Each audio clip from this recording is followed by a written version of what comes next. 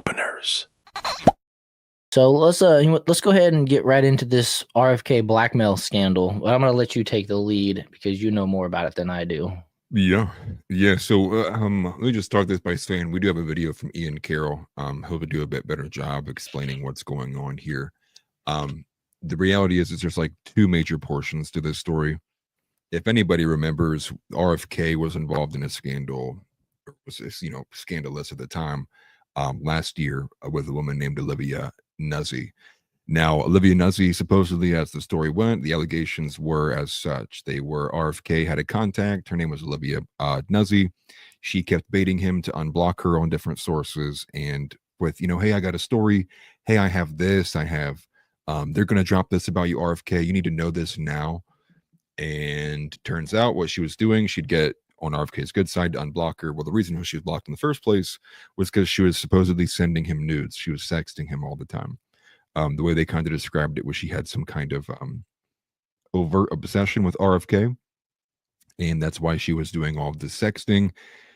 Now, the reason why the story changed is because we have new information, supposedly, and what people are alleging so far. Now, again, no kind of major evidence is truly broken about this, but so far the allegations are such that, in fact, that affair was not one-sided as it was reported to be.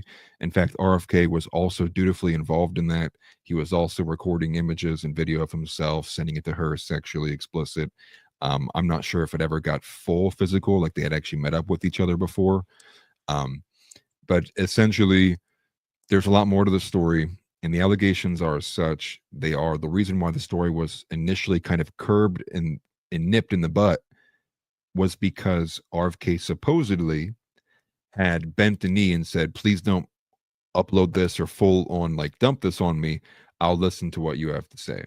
So kind of like RFK being blackmailed as so much else is going and getting blackmailed in politics. Supposedly he was being blackmailed by some group. Now, a lot of people, Candace, Ian, Tucker Carlson, and myself included, think that this was done in a scheme that was from a pro-Zionist, a pro-Israel organization that was essentially using that as a way to get him to go along with things that they wanted him to do. Circumstantial at best. There's a lot of things that kind of point to this could be a couple of different groups of people, but essentially, and you can even see that on screen there, what most people are talking about is people are ready for some kind of major information to drop about what this blackmail scheme was on RFK, or if we don't get the information on the scheme, we're going to get leaked images, probably dick pics of RFK and things of that nature too, that he probably just didn't want in the sphere. So it's two major portions. The Israel blackmail supposed allegations, and then also this kind of network of the reporters. So you have the Olivia Nuzzi girl, who's the sexual affair with RFK, but then you also have under her employ, which would be Jessica Lee Krause, and you also have Emily Hagen. As Candace Owens kind of had basically said, well, Candace Owens' point of view was that you inevitably had a couple of individuals under her employ who were writing hit pieces about them. Candace Owens, Ian Carroll, Tucker Carlson, a group of them. But it turns out there was internal messaging that ended up getting leaked, showing that there was even a little bit of infighting between those group of people because like they were writing up conspiracy pieces that the other ones were like, there's no way. It sounds like too 4chan. I mean, verbatim, like one of their messages said, like, this is too 4chan. Like, it's too conspiratorial. You're making a lot of allegations with not enough substantive proof. Keep it to like a little bit of a smear. So it's kind of like all these things, these moving portions around that's coming out. To the point that this Olivia Nuzzi girl, even this happened in September, I believe, of last year. Supposedly she was caught very recently in California because she got fired from the New York Magazine with a license plate of a foreign car in California in Malibu that read RFK something. And so you have like all these kind of weird things going on because you would think if like your marriage got blown up and you lost your job for all this affair, you wouldn't like brand it on a super expensive foreign vehicle that like apparently isn't yours. So there's so many moving pieces to this. Ian Carroll's going to explain it a bit better, but just to give an oversight of everything that's kind of been talked about in the last like 24 hours, that's kind of where we are with this. Now, Ian Carroll's going to again frame things a bit better than I can, but the main point here is that we're on the verge of probably getting some pretty spicy details about RFK and what this scandal had involved with it too. So we'll see what happens with that, but I'll let Ian Carroll say it because I was going to say it better than I can. Sounds good. So the Bobby Kennedy blackmail story is currently breaking in many directions all across the internet. And American politics is not going to be the same after this weekend. That's not hyperbole. This is not just a hook. And I don't really know where to start. But this is the kind of story that I've gotten enough calls from enough people tonight and enough people. There's enough going on that I feel like we need to make a video right now to keep some people safe and to get as much as we all know out on the internet right now so that everyone can be safe. And the best place for everyone to start is at Candace's video that she put up today, that she very aptly titled "One Nation Under Blackmail." Go watch it. She does a way better job of explaining a bunch of what's going on than I could. But as soon as I was like 10 minutes into it, and then I started getting phone calls from sources telling me more information that is corroborating and taking it even further than what is exposed in that video. And I have sources telling me that there are people in like media and around Bobby that know about this and know it's coming and are trying to protect him and save him from this. But it is past that, and there is no saving anyone from this, I think. And we just have to deal with what's about to happen. So I'm going to leave all of that out, and we're going to start the story here with our girl Jessica, House and Habit. She had tasked one of her writers, Emily Hagan, with writing a hit piece about Candace Owens. They were trying to create or dig up some dirt on Candace's husband for some reason to take her down. For reasons we'll kind of get to in a second. Emily submitted a draft kind of, and Jessica, House and Habit, was having her girl, I believe Olivia Nuzzi, read through it, and it was like, we can't publish that, it's too 4chan-y. House and Habit clarified that it needs to be a clean shot to take down Candace Owens. Good fucking luck with that. If you don't remember who Olivia Nuzzi is, she's the woman that had the sexting scandal with RFK last year, who then cozied up to House and Habit for reasons that are not entirely clear and sort of started secretly editing there behind the scenes and kind of replacing people and getting really close to Jessica Reed Krause, House and Habit, for reasons that are still not entirely clear as far as I'm aware. To be fair, there's a lot that is not entirely clear because this is so complicated and everything in this video is hearsay and rumors. And obviously when they tried to come to Candace and it created all this drama, and Candace don't take no fucking shit, and Jessica had been super mean to the writer of the article and that had then fired her. And so her and Emily had all this drama, and then her other best friend, and it had gotten super fucking vitriolic. And eventually Emily was like, fuck it. I'm just going to go to Candace and come clean and say what's going on. That's how we got this video. And I was only 15 minutes into this video when I started getting interrupted by all kinds of calls from all kinds of people all over the country that have more information about this, because this story is way past the point of no return, and it is way bigger than some girl. You want to go ahead and pause it. One thing I wanted to add there too. The thing with Ian Carroll, especially because you see a lot of people who like poke fun at him because he's like, he always says like, you know, sources and such, which I think is actually kind of a bit respectable, that he doesn't like dox people from who's giving him all the information and such, and that he is a source of what a lot of people are putting on top of him, right? Because they know he's probably going to talk about it, so they'll send him information like whistleblowers and such, which he's even said publicly too. Like, if you're a major whistleblower, like, please don't come to me. Like, I'm just some like random guy. But again, this is a guy months ago who got made fun of for the same thing when he was talking about the Daily Wire collapse. I mean, we're talking like almost 8-9 months ago, and here we are today, where you have 25% of the Daily Wire staff got laid off, and they're declaring bankruptcy and hiring bankruptcy lawyers. So like, there's also a bit of hot and cold, because this is also the same guy who promoted the Tim Walz molestation story, which we later found out was actually entirely from a source that could not have been trusted at all, and then didn't come forward.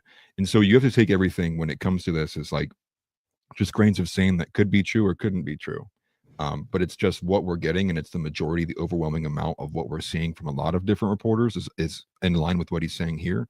So obviously take everything with a grain of salt, but to just ignore it is like an entirely different question. It's like, there's at least something here. where there's smoke, there's fire. Whether it's all true can be, we can tell with time. But I think there's at least portions of stuff that has to be, close to the truth. If, there's an overwhelming majority of different reporters coming out and saying, hey, I have this. And so just to put a little stick in there too, it's like, obviously make up your own mind, as any kind of, person with an IQ over 80 should be doing in the first place. But don't take everything as like gospel, no matter who says it, right? Whether it's Candace or Ian or Tucker Carlson, anybody, doesn't matter. Always make sure you do, like, always follow through and follow up with these stories, because things happen and change so quickly. Right. And Tix Bomber mentioned that Ian Carroll is simping for Candace a bit now. Mentioned genuine question, not sarcasm. Just notice he seems to bring her up more often. And I don't watch Candace all that often, but I do. I have noticed when I watch her that she talks about Ian Carroll all the time as well. So I think they're becoming pretty buddy. Maybe it's just the newness of, and that's just my theory. Maybe it's just the newness of, Ian Carroll splashing onto the scene, and then they just, become friends or acquaintances. And I don't know, right? Like Candace said the other day that she learned more about her own firing or her own removal from the Daily Wire from Ian than she knew. Yeah, she knew herself. Yeah. So that gives her a lot of, or in her perspective of Ian, that gives him a lot of credibility, just because, obviously that situation where if he knows more than she does and she's the one that's directly involved, makes him come off as super, super credible. But that doesn't mean about everything. Right. But let's continue here. Trump Butler rally in July of last year, House and Habit was hanging out with some of the people that I know, and apparently receiving a bunch of phone calls all about this blackmail situation with the Olivia Nuzzi sexting scandal. And while she was taking calls, she was kind of filling them in excitedly on the story as she was getting it, kind of as though she was going to write a piece about it. And what they were told is that it was many instances of recorded video sexting stuff. They were told in some form that Olivia Nuzzi's husband was in on recording it, whether that is him tapping her phone or her and him as a husband-wife couple kind of targeting him. I mean, Olivia Nuzzi did insert herself into the RFK campaign, and then all this stuff happened.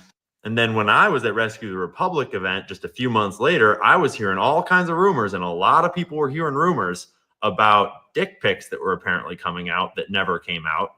I suspect that that was a misunderstanding of this story sort of being kind of rumored around.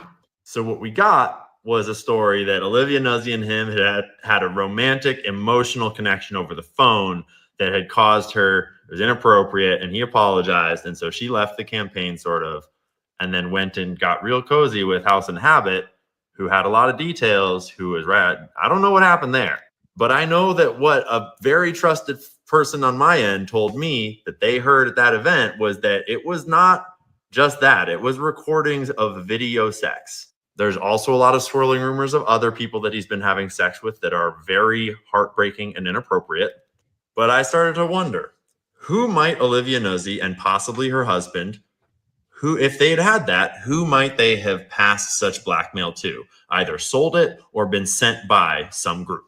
And you need look no further than her Wikipedia page to learn that in 2013, just out of university, actually while still in university, she volunteered as an intern for Anthony Weiner's New York City mayoral campaign. If you don't know about Anthony Weiner, look it up. And that is a direct tie to Huma Abedin and to Hillary Clinton, and to, at that point, just pick your term for whatever deep state groups you want to talk about. That blackmail could be anywhere by now, but I think we all know who has it. And Candace certainly knows who has it. All that we're all doing at the moment is pretending that RFK Jr.'s unflinching loyalty and, quite frankly, his fear of saying anything negative about Israel. I pull up Dave Smith here. The worst humanitarian catastrophe in the world You can take right me out now. of this. And the idea that you, who are supposed to be the anti-neocon, anti-war presidential candidate, are immediately on October 7th, before we even had an investigation, before we even knew what happened there, you immediately say, what basically you said everything they say about Ukraine. You said it was an unprovoked attack. Which, like, come on, give me a break. An attack from Gaza against Israel is unprovoked. And then you said, we have to support them in whatever it takes. Well, look, sir, we're watching it right now. This is whatever it takes. And just to clarify, there's a lot of other evidence that Israel and Israel-aligned people are involved in having this blackmail, but I don't want to get into details just yet because that would kind of compromise some of the journalists that are currently a little at risk. Right now, Bobby's own staff around him they know this, and they have been trying to find the handler that's close to him, because it must be very close in order to be managing his tweets and managing his appearances and everything he's doing. And it sounds like there's a lot of people that are trying to protect him from this coming out, but it is already coming out. And unfortunately, it is out enough that journalists are in danger. And the point of this video is to let everyone know that the journalists are all in connection, and we are all talking, and we all know the story, and we have all shared it already, and we are all location sharing with each other, and we are looking out for each other.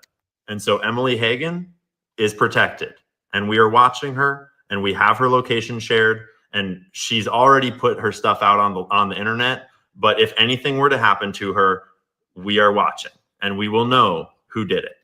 There are other people too that have information about this stuff, that are in positions that are a little scary right now. And to everyone out there in the bad team, we are also in touch with them, and we are also watching them and location sharing with them. Do not touch anyone. Decentralized media is doing its thing. And that's crazy. It's like they're all making sure that nobody gets disappeared or something. Well, that's the concern, is that this is actually so hot and nobody was ready, because like there's no narrative about this. It's just like it just is just getting dropped, right? Like no one even knew anything was happening with RFK until like last night. Right. So I think they're all kind of concerned somebody may be getting, confronted about what they may have, especially because it seems like nobody's sure like who is exactly holding on to whatever evidence that they have. But clearly, what he had said, RFK's team is pretty, terrified of what's going on. And so there's multiple groups of people who are all location sharing with each other. Because they're, they're ready for something to happen to them. Yeah, that's wild. I've never heard of. I mean, I guess it happens, but for them to openly out front be like, "Yo, we're location sharing with each other." So, I mean, it's weird. I'm kind of with TNT here saying, need some evidence and being skeptical of this whole situation, but. I don't know. I mean, with all the AI videos that you can make nowadays, I don't even know what I would believe coming out from, what they're saying about RFK. If there was, texted videos and things like that, it seems like the lady involved is pretty sketchy. So I don't know. I really don't know what to believe about this whole scenario. But we'll let him finish up this last minute, and then we'll look into it a little further. And I wish that we didn't have to do it this way. And I do not know all the details yet. And I don't know if every single little detail that I just said is correct. But I know that enough of it is going on. And I'm getting it from at 5 to 6 different sources, 7 different sources tonight, that this is coming out. And the next months are going to be completely insane. To everyone who's going to be watching this unfold, think very critically, take your time. Don't trust anyone. Don't trust me. Just take your time and watch it come out, and don't rush to judgments. There is going to be media spin on media spin on media spin. There will be personal attacks, character assassinations. The entire playbook is about to come out. Jessica, the time to come clean is right now. You have an opportunity to tell the truth. And Bobby, I am sorry that this is how this has to happen, but your opportunity to tell the truth is coming right up. And to everyone that's going to say, I told you so, you're right. You did tell us so. Right. So people are forgetting like this, right? Ian was a major proponent of RFK, right? Ian's biggest thing was make America healthy again. He wasn't actually like a real Trump supporter. He didn't want Kamala in there either. He was actually saying like he might not even vote until RFK joined up with Trump, because his main issues that he cared about was making people healthy again. Because he got to start by basically going into a grocery store, grabbing a product off the shelf and saying, now let's look into what ingredients are in here and who's got money into this now. And yeah, it seems like people are clearly divided on how they feel about Ian Carroll. Ultimately, to me, it's like I definitely appreciate Ian. Every single video of his is like done in with the side of like, again, allegedly he always does like his P's and Q's. He says even to not trust him, right? It's like he's just reporting what he's hearing. And so I get it, right? Anybody goes after God's chosen people get offended about it. So it's whatever. But I just thought it was wild because he's essentially reporting a major story against like his guy, right? It's like his like everything he puts behind, right? I think he even named his like secondary podcast with a couple of those guys are all like Maha individuals whose main things were revolved around like vaccine kind of protections, the chemicals that are in food. Like those were kind of his main proponents. He was less so about like the economics or anything. It was more so about like the nefarious dealings with like BlackRock and like who's paying money, what shampoo companies are doing in terms of like hair loss and like what's really in your food and like things like that. So to me, I just thought that was like an odd pinpoint there, because Laura Loomer was making Ian apologize about this, because Laura Loomer had actually reported on all of this stuff about him at the top of the month. But people buried that. People had to, went after Laura Loomer for that. So maybe you don't like Ian Carroll, but I mean, Laura Loomer made Ian apologize over this because Laura had reported this the 1st of March. So I know, but people probably don't like any journalists I could list off there too. And I don't think you should like journalists either. And there shouldn't be any kind of a cult of personality. But I thought that was odd too, right? And so he ends up coming out and he's like, you know what? I do owe you an apology, Laura. I'm sorry. Like, but he's very, very minimalistic. And I thought that was pretty funny because you know how kind of balls to the wall Laura Loomer is, especially with her reporting. Anytime she has a moment to say, I told you so, she's going to be very, very loud and upfront about it. But just a kind of like odd twist into that little story there, which is a little crazy.